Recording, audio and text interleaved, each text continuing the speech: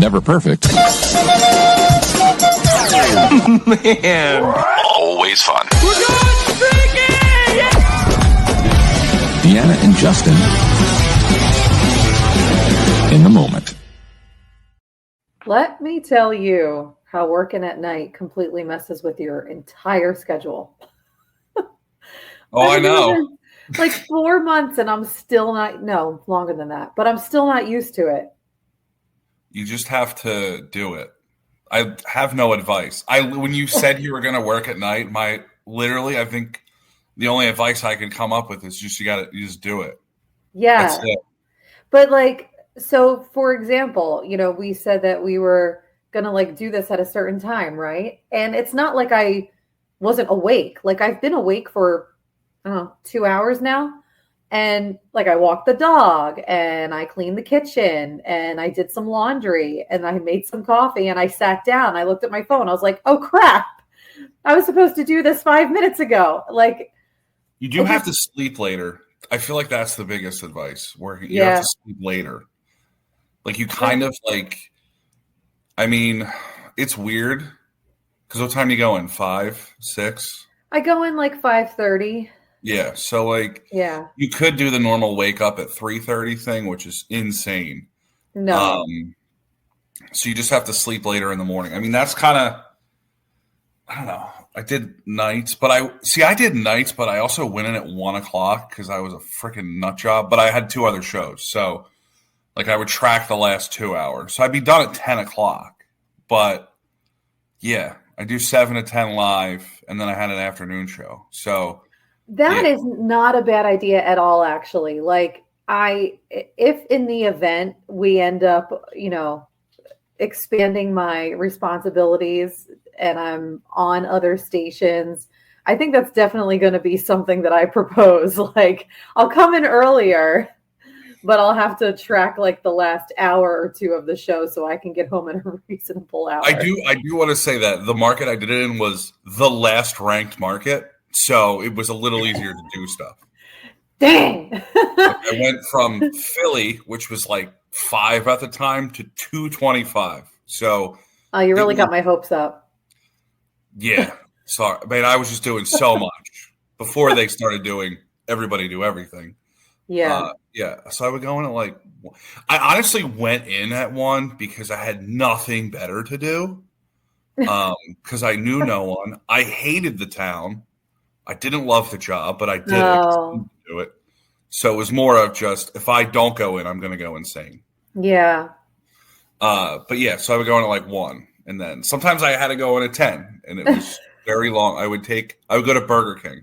That would be my like break. There was 3 things to do in the town.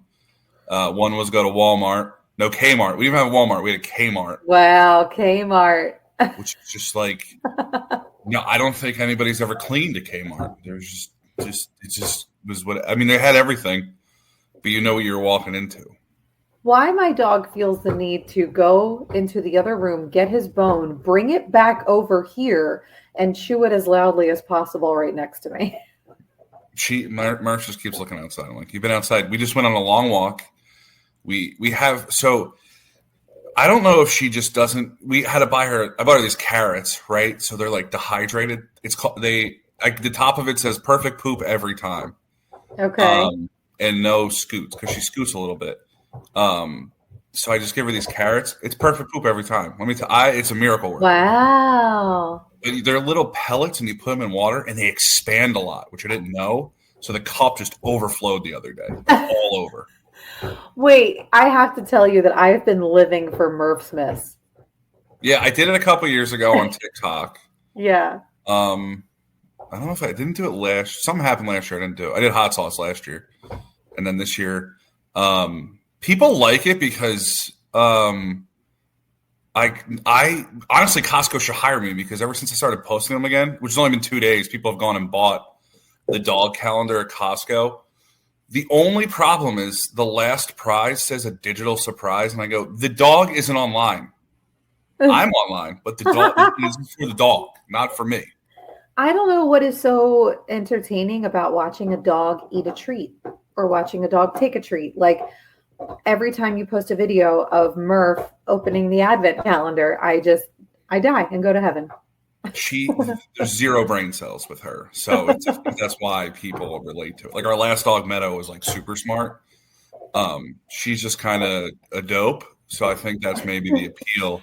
But people did catch on. I open it before because I have to I can't open the bag one-handed. Everything comes in a little bag. I know what's in there, but I pretend that I don't know what's in there. But today, I think there's a toy. I think there's like I don't know which one. I think it's a dog coffee thing. Yeah, because it's not all treats. No, but then they repeat treats, which I think is a little lame. But luckily, they're like 10 days apart, so it's not too bad. She doesn't remember. No, she's the same thing. She's like, ooh. If she goes, our last dog would just eat. Murph hates her food because she hates eating the same thing every day, so she just beats up the food. At first, we thought it was like a reaction, but now she just smashes her bowl and then she finally eats it.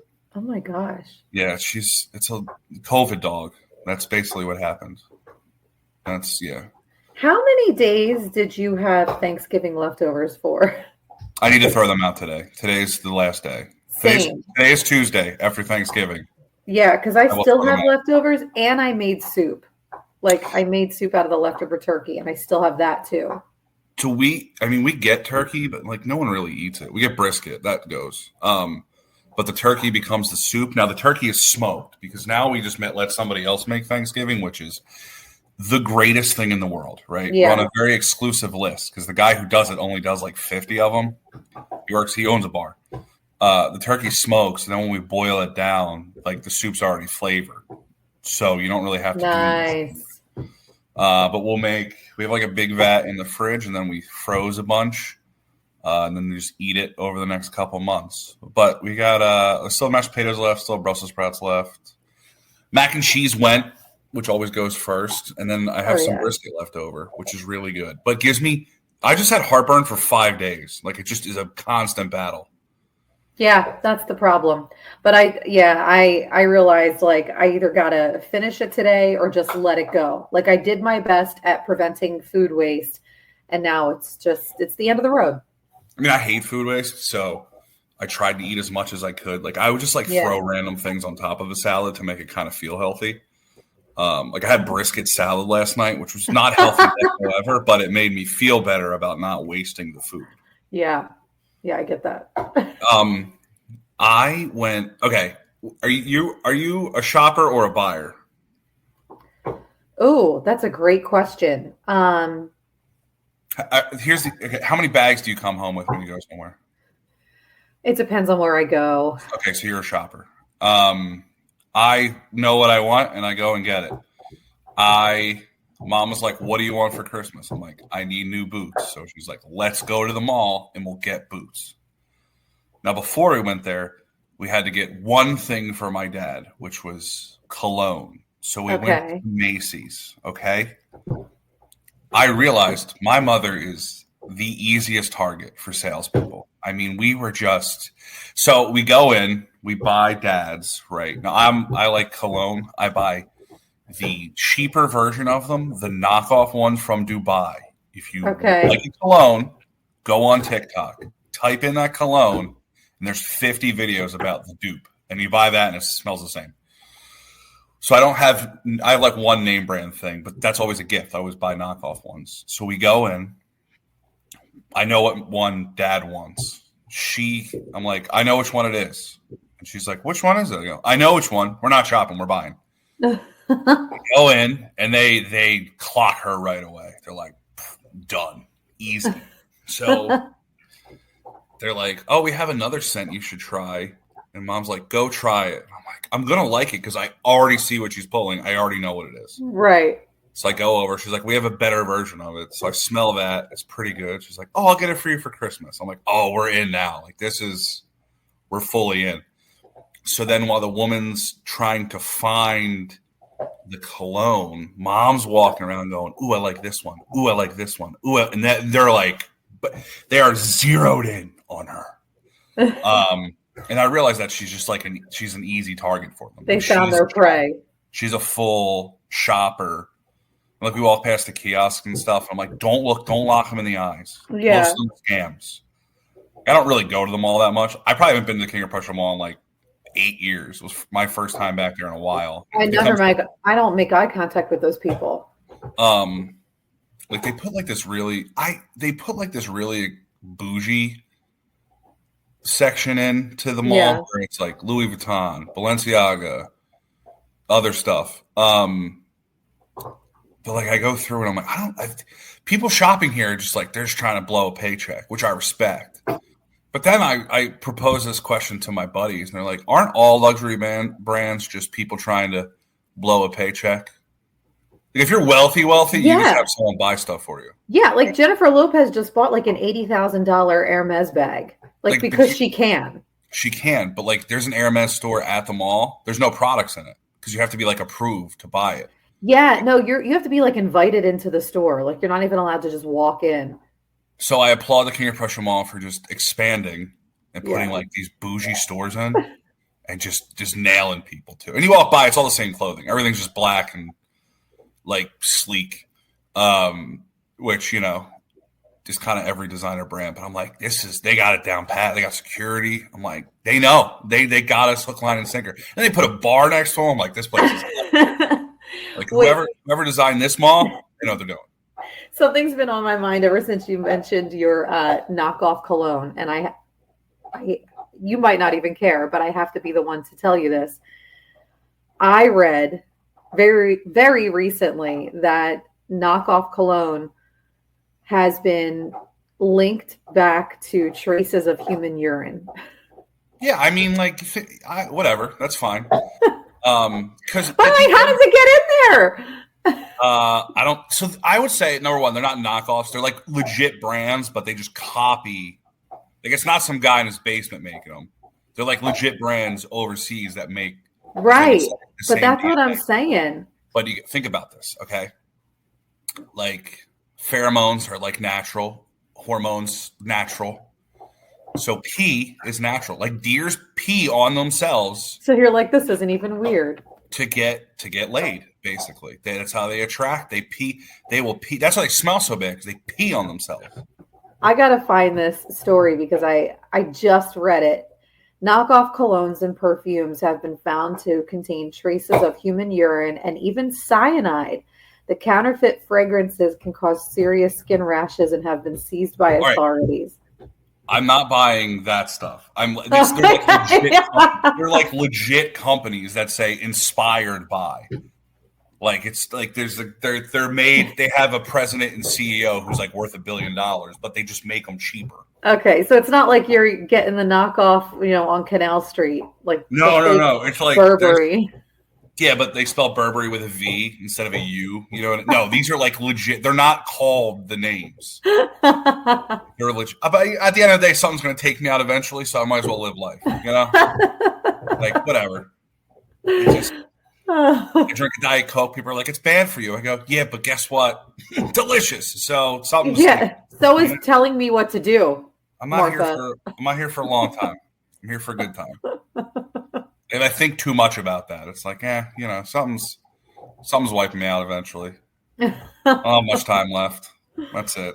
I don't think people are peeing in the cologne. That's what I'm saying. Well, I mean, I don't understand how it gets in there. Like, first of all, why was this stuff seized in the first place, and why were they testing it for urine? That's a bad shake. I mean, like when you pee, you always get a little bit on you. So I don't, you know, I'm not like too concerned. But it's my own brand. That's my own brand of pee.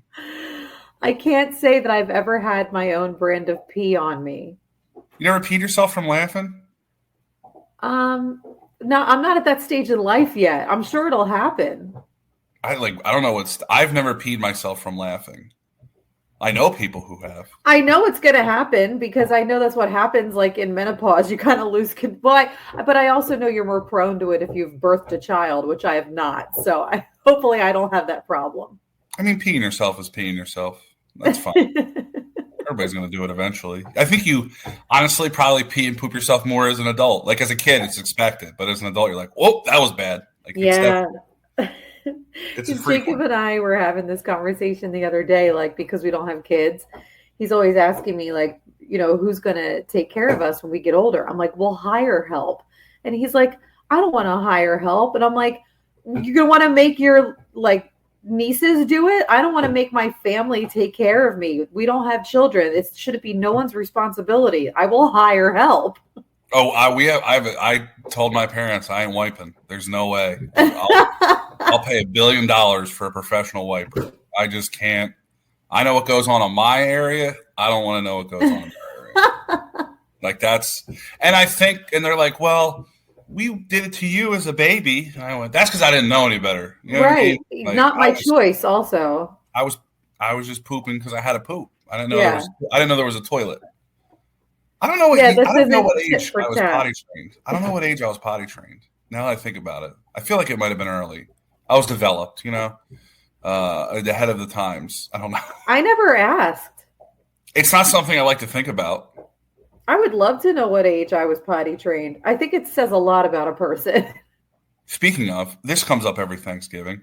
My aunt, who is like 6 years younger than my mom, a little more than that, obviously would babysit me because my mom still worked, dad worked, but she would like always take me to the mall. And every year the same horror story comes up. When I first started potty training, was going on my own, she was like, just go in the men's room by yourself. Like I was okay, but like I would ask people to check me to make sure I was clean, which let me tell you is a horrifying story to relive every year. Like some guy came out of the bathroom and goes, is anybody responsible for that child in there? And it was me. Is that the story that your family tells every time you're together? One of them. There's just new stories every year because we have a gene that attracts crazy people. So it's just a varying degree of how much of the gene I don't have a ton of it. My sister has a lot of it. And my mom and my aunt have a ton of it. See, luckily there aren't any stories of me as a child that reoccur, but I think it might be even a little worse because the stories that reoccur are of me as a teenager and just making poor choices. And my parents love to recount the story of me rear-ending a school bus. Did you just not see, were you on your phone? Did phones exist when you were a teenager? Yes, they did, but at this time I did not have one. I may have, but phones like texting and phones in the car weren't a thing. You could text back there without looking at your phone. That was the thing. Yeah. Right? I had too many people in the car. And and can I tell you that I've been vindicated because for years my parents did not believe this story. They thought I wasn't paying attention and I ran right into the bus. And that's not what happened. I've been telling them since I was 17 that I was at a full stop. The bus was in front of me. And I was in the car with too many people. I wasn't allowed to have this many people in the car to begin with. And I did. And we were laughing and having a great time and singing along to the radio and not paying attention. And I thought I saw the bus let off their brake lights and I thought they went. And in like this chaos in the vehicle, I'm not paying attention. So I step on the gas and the bus didn't go all the way. They stopped again. They like went to go and then they didn't go. Brake check. So I rammed right into the bus and it was pretty bad. But I recently went back to my high school for a career day and I ran into one of the friends who was in the car with me. And she confirmed that my version of the story is true. And I had to immediately go back and tell my parents that I was not lying. I would have showed up at Thanksgiving and been like, vindicated. I told you that I didn't just run right into the bus. All right, let me let her out. This is annoying. She just goes and looks and then wants to come back in. The dog is... Murph is the third cast member, and she can do whatever she wants. It's just like, she's annoying. Now she does this thing in the morning where she jumps on my door and then she has to come lay in bed. Aww. But she licks her lips all of the time while she's laying. But apparently this is like a comfort thing, but it's just constant licking. Yeah. Just like she's, I don't know, like snotty. Like, you know. Oh, wait, you have experience with this. Murph had to get surgery on her knees, didn't she? Both. Yes, because she was chasing things. Yeah, so Rad possibly tore his meniscus and might have to get surgery. I have to take him to an ortho next week. Now, I don't like they called it the doggy ACL. I don't know what it was really called. I was like, whatever, you're a doctor. You went to school. Yeah, they used a lot of big words I didn't recognize. Yeah, so she got TPLO, TLP, TPLO. Something planing. I don't know. They like shave it and they put a plate in there. Basically, what I was told from another veterinarian, that's my sister's friend, is like once they get it done, they just have like knees of steel. Like they're like the $1 million dog, which she is. So then she just was whatever now. But like it's, you drug them up and then you got to carry them around and it's. And we did 2. 1 would have been fine. But 2 back to back wasn't great, but they kind of they get over it. I mean, it also snowed the whole time, which sucked. I'm really hoping that that's not what I have to go through. They do have rehab. You can also just rehab it. Now, there might be a chance that he has to go on the underwater treadmill, which is hilarious. I love watching those dog videos because they're just like trotting in the water. Yeah, he would do that. He loves the water. Yeah, I don't know about Murph. She's just like kind of in her own damn world. All I know is that like the other night I couldn't even get him up out of his bed to go for a walk. Like I had to bribe him with a treat, and he is so food motivated that I stood there with the treat in my hand for 5 full minutes before he even attempted to try and take it from me, which is not like him. Okay, his bowl, is it raised or on the floor when he eats dinner? It's a little raised. Okay. Does he lift? Which leg is it? It's his back right. Okay. When he's eating, does he lift it up? No. Okay, so he might be all right. She was like, when she was stationary, she would lift her leg up, and that was like a telltale sign, they told us. Well, he does lift it on occasion, like not typically when he's eating. Like the other night, this actually happened, like I would say over a week ago, almost 2 weeks ago, I noticed that he was favoring that leg, and then he wouldn't put weight on it when he would get up from laying down. But then after a while, he would walk around and he would be okay, and he would start to put weight on it again. Yeah. So I was like, okay, so what is it? Just stiff? Like, were you laying, on a hard surface? Like, what's the deal? And then it got way worse. Like a couple days ago, actually, I could not get him out of bed. He would not leave the bed. And when he finally got up, he was walking on 3 legs, and he wouldn't put weight on the back leg at all. He could have just sprained it too. Well, that's what I was hoping. But the vet came and, she said that she did find kind of like, I forget what she called it, but it didn't feel right. His knee didn't feel right, and it's all swollen. And so I don't know. We have to find out. Here's my advice to you. Anybody who has a dog, Nationwide has pet insurance, and it's like $20 a month. And it covered all of 1 surgery for her. So wait, I just went through the ASPCA, and I got him like insurance for like $30 a month, and it get pet pays insurance. us. Yeah, it pays us back like 90% of the cost. So get pet insurance. What else? We just like she was the first one. She was fine because she's like, "What the hell's going on?" And then we did the second one. And was like, "All right, she kind of knows now." You just like. You get a little carrier thing, then you like pick them up. We built ramps, which she hated. She hated them because we built ramps, and then it was really windy, and they blew them all over the yard. So she was horrified of the ramps, which is like the worst part. Like we carpeted them. We got like that grippy carpet, that they use for like wheels. Like you'll see that carpet on like handicap ramps and stuff, like to get a little like a grip, so no one slides. It was like outdoor carpet.